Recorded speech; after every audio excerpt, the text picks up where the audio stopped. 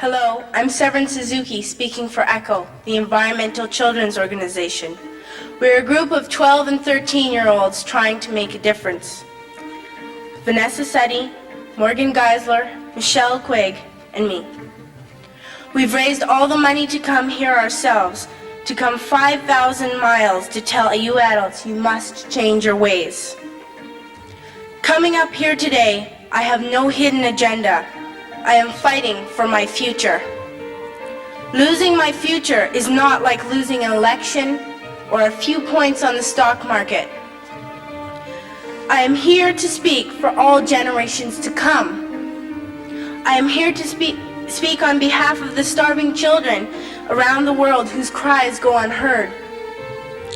I am here to speak for the countless animals dying across this planet because they have nowhere left to go. I am afraid to go out in the sun now because of the holes in our ozone. I am afraid to breathe the air because I don't know what chemicals are in it. I used to go fishing in Vancouver, my home, with my dad until just a few years ago we found the fish full of cancers. And now we hear of animals and plants going extinct, every day vanishing forever. In my life, I have dreamt of seeing the great herds of wild animals, jungles and rainforests full of birds and butterflies. But now I wonder if they will even exist for my children to see. Did you have to worry of these things when you were my age? All this is happening before our eyes, and yet we act as if we have all the time we want and all the solutions. I'm only a child and I don't have all the solutions. But I want you to realize, neither do you. You don't know how to fix the holes in our ozone layer. You don't know how to bring the salmon back up in a dead stream. You don't know how to bring back an animal now extinct.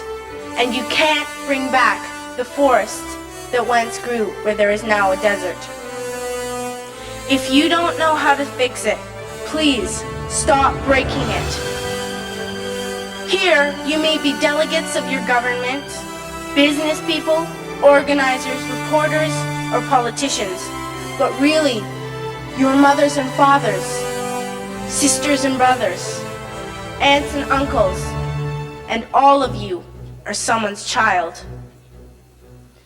I'm only a child, yet I know we are all part of a family, 5 billion strong, in fact 30 million species strong, and borders and governments will never change that.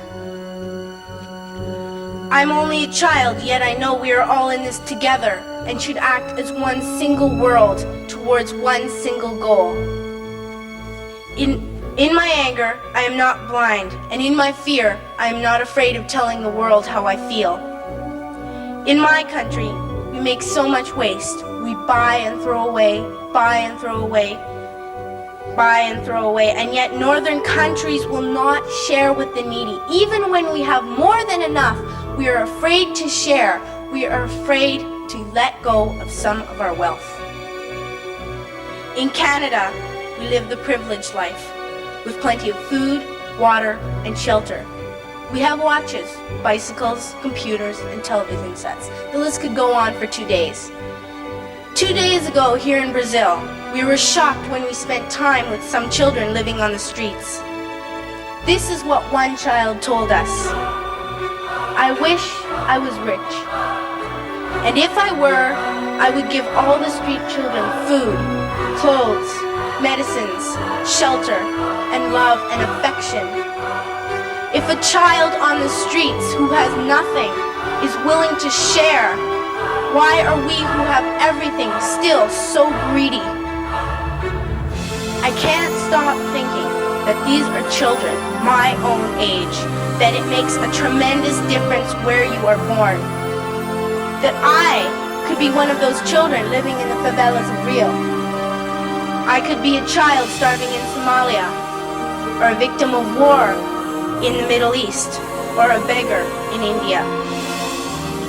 I am only a child, yet I know if all the money spent on war was spent on finding environmental answers, ending poverty, and finding treaties, what a wonderful place this earth would be.